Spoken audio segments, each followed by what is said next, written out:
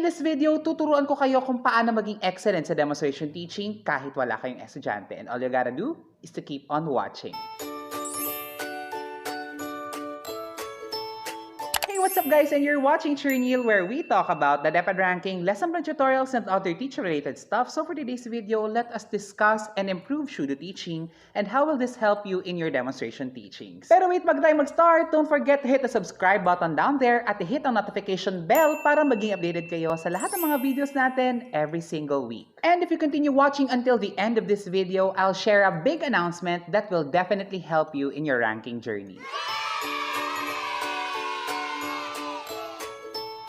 Kapag nagpe-prepare tayo sa mga demonstration teachings natin, fina-familiarize natin yung sarili natin kung ano yung mga dapat nating sabihin at kung ano din ang sasabihin ng mga estudyante at gagawin nila. So when we practice, we often visualize in our heads what will happen in our demonstration teachings.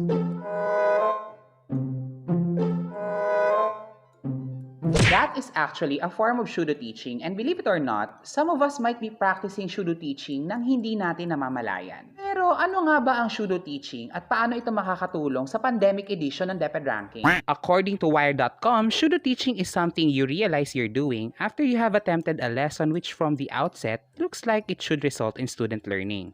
But upon further reflection, you realize that the very lesson itself was flawed and involved minimal learning. Ibig sabihin, pseudo-teaching is actually fake teaching because the main focus is yung pamamaraan mo ng pagtuturo but not knowing kung effective ba siya or hindi. So in other words, pseudo-teaching mainly focus on how you teach a certain lesson and not on the learning outcome. Ang pseudo-teaching ay nangyayari kung todo bigay si teacher sa mga approaches, sa kanyang exercises, at sa mga ginagawa niya during the classroom demonstration, pero pagdating sa evaluation, maraming mababa ang scores, doon nangyayari ang pseudo-teaching. Kasi akala ni teacher ang galing-galing ng ginagawa niya pero walang naiintindihan ang mga estudyante. Take note, pseudo-teaching is actually bad for you as a teacher and for the students dahil nga walang magandang learning outcome na nakukuha. But the problem is, walang estudyanteng gagamitin sa pandemic edition ng Deped Ranking. So the eyes of the panelists will be on you and how you teach your whole lesson. Ngayon, ang gagawin mo, magdadrama ka sa demonstration teaching mo na kunwari may kausap kang mga estudyante dahil ituturo mo ang buong lesson mo. At doon papasok ang pseudo-teaching because the main focus of pseudo-teaching is the manner of teaching. Kaya ang gagawin natin ngayon, we can take a characteristic of pseudo-teaching without sacrificing the beauty and the effectivity of your lessons. Here are the steps in practicing pseudo-teaching without its negative sides. Number 1. Create your lesson plan. Always remember, it is very important to create your own lesson plan because you know the flow of activities from start to finish. Lagi kong sinasabi ito.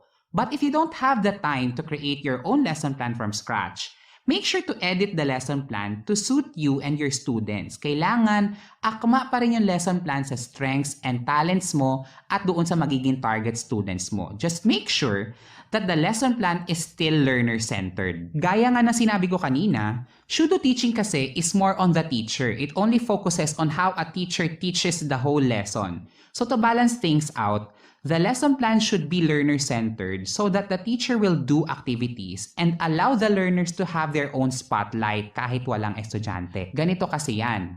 Kung wala kang estudyante sa demonstration teaching mo at hindi ka nagpakita ng activities na gagawin ng mga estudyante mo, ibig sabihin si teacher lang ang gagawa ng buong lesson. Diba? So magiging teacher-centered ang approach ng ating lesson plan at hindi maganda yon.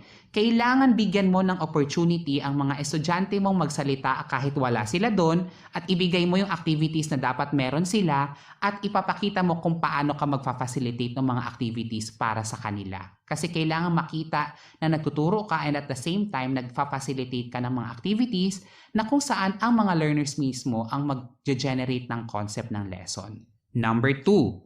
Visualize the classroom inside your mind. Dahil wala kang ang estudyante, you have to visualize everything inside your head. Kailangan ini-imagine mo na kung paano ka magtuturo sa isang classroom na may estudyante ka kunwari. Ngayon, paano mo gagawin ito? So you have to master your own lesson plan from start to finish. Kung paano kayo mananalangin, paano mo sila babatiin, ano-ano ang mga itatanong mo sa kanila, ano-ano ang mga activities na ibibigay mo sa kanila at gagawin nila, at ano ang mga possible responses ng mga learners. Kailangan master mo yon. Pero hindi ko sinasabi sa inyo na i-memorize nyo ang buong lesson plan from start to finish, word per word. Ang gusto ko lang gawin nyo is masterin nyo ang flow of activities ng lesson plan kasi nga wala kayong estudyante at baka malito kayo. Ngayon, kung master mo na ang flow of activities ng lesson plan, you have to visualize yourself teaching the whole lesson na kunwari may estudyante ka.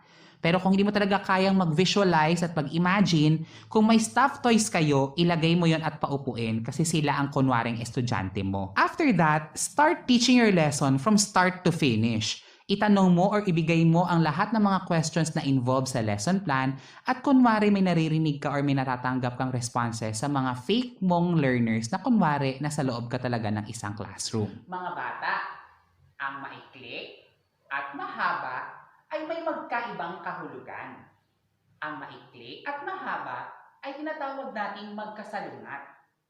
Ngayon, ano kaya ang ibig sabihin ng magkasalungat gaya ng maikli at mahaba?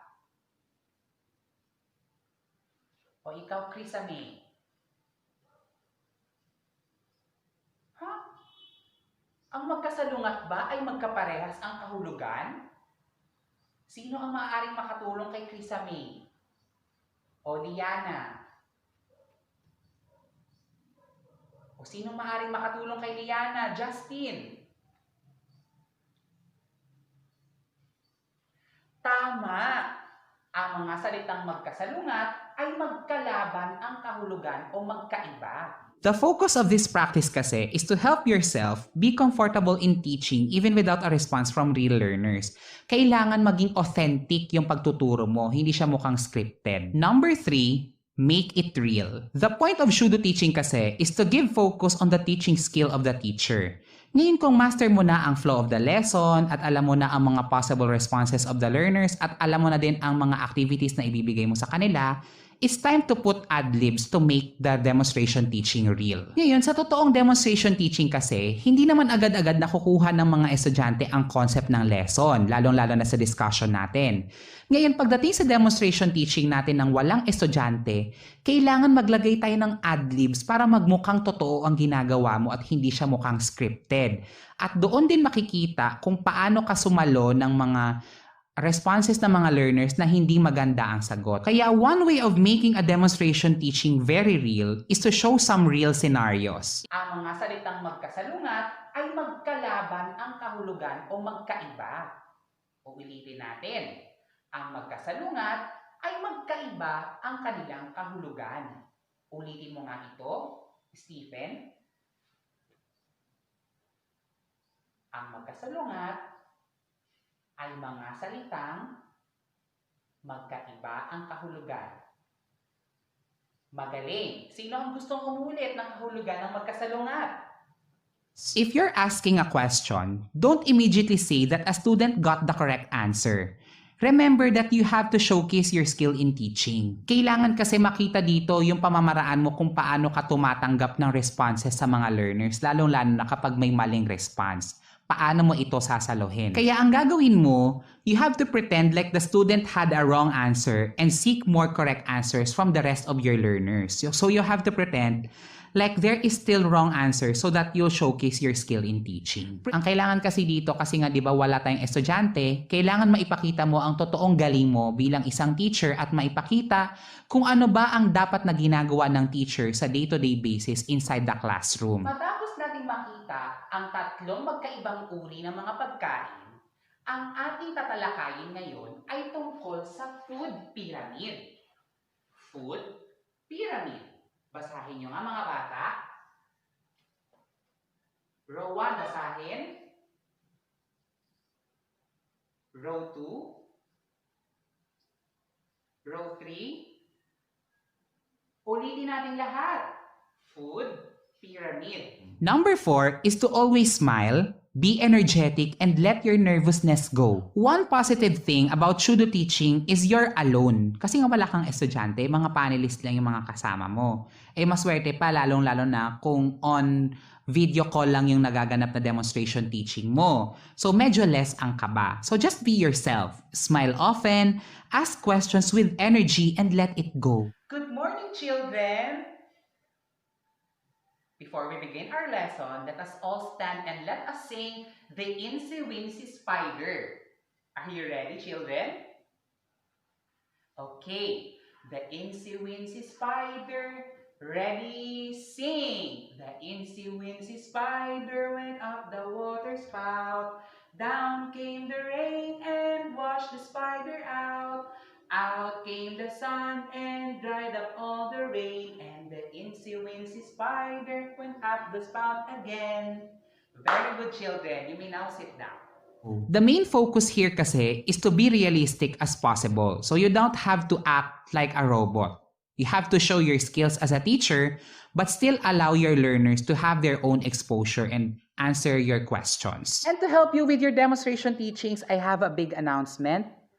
I will have a new playlist of pseudo demonstration teachings from kinder to grade 10. Post 1 or 2 demonstration teachings for each grade level para magkaroon kayo ng idea kung paano magturo kahit wala kayong estudyante. At uumpisahan natin ang bagong playlist natin after this video, and I can't wait for you to see them all. Ito ang naisip kong simple way ng pagpapasalamat sa inyo sa 2 years nating magkasama dito sa YouTube. And if you want to know more ways to upgrade and motivate your learners, click this video right here. Para sa lahat ng mga videos ko tungkol sa Deped Ranking, lesson plan tutorials, and other teacher-related stuff, iiwan ko ang lahat ng link dito sa description box. Once again, this is Sir Niel. Thank you so much for watching, and I'll see you next time. Bye, guys!